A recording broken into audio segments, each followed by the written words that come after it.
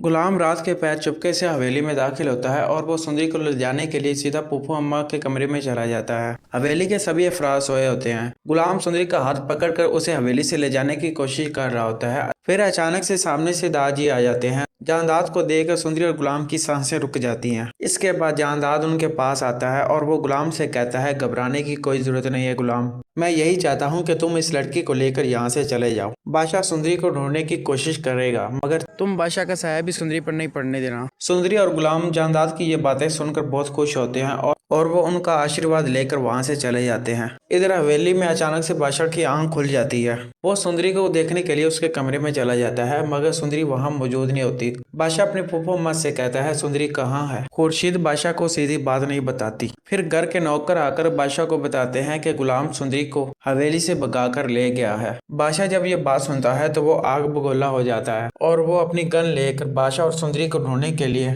चला जाता है। इधर साहिब जहाँ खुर्शीद के पास आती है और उससे कहती है, पहले तुम कम थी जो हमें जलील और रुस्वा करने पे तुली हुई थी, अब तुम्हारी बेटी उस नाजायज लड़के के साथ भाग कर चली गई है। खुर्शीद को साहिब जान की इन बातों पर बहुत गुस्सा होता है। इस बार वो अपनी खामोशी तोड़ देती है और वो साहिब जान को एक जोरदार थप्पड़ लगा देती है और उसे खबरदार करती है कि आइंदा के बाद मेरी बेटी या गुलाम के बारे में ऐसे अल्फाज इस्तेमाल किए तो ये बात मैं भूल जाऊंगी कि तुम मेरी भाभी हो। उधर दूसरी तरफ गुलाम सुंदरी को लेकर एक दरबार में चला जाता है। वो बस अगली सुबह का इंतजार कर रहे होते हैं ताकि वो एक दूसरे से निकाह कर सकें। इधर बादशाह भी आसपास के गांवों और इलाकों से सुंदरी और गुलाम की चप्पा चप्पा छानबीन कर रहा होता है। अगले दिन गुलाम और सुंदरी निकाह पढ़ने के लिए एक मस्जिद में चले जाते हैं और इधर बादशाह को भी गुलाम और सुंदरी का पता चल जाता है। इधर कारी साहब सुंदरी से कहते हैं, क्या आपको गुलाम से निकाह कबूल है? सुंदरी एक सांस में ही 3 बार कबूल है बोल देती है। फाइनली गुलाम और सुंदरी का निकाह हो जाता है। ऊपर से बादशाह भी आ जाता है।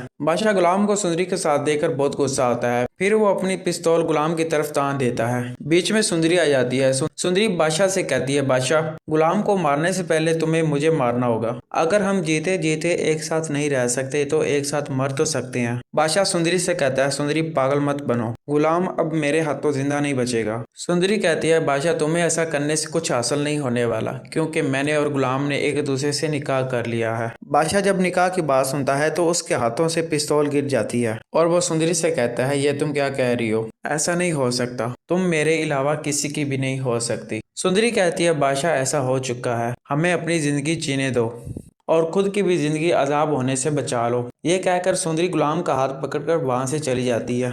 इधर बादशाह की जिंदगी फिर से निराल हो जाती है और वो दीवार के साथ लगकर आंसू बहा रहा होता है। गुलाम सुंदरी को लेकर शहर में सेटल हो जाता है। वो अपनी माँ और सुंदरी के साथ खुशी खुशी अपनी जिंदगी गुजार रहा होता है। इधर बादशाह जब हवेली में वापस आता है तो वो अपनी शख्सियत खो बैठता है। वो सुंदरी का किसी और का होने वाला सदमा बर्दाश्त नहीं कर पाता और वो खुद को एक कमरे में कैद की तरह बंद कर लेता है। दोस्तों, ये थी गुलाम बादशाह सुंदरी के नेक्स्ट एपिसोड की प्रेडिक्शन और रिव्यू, जिसको मैंने अपने थॉट से एनालाइज और प्रेडिक्ट किया।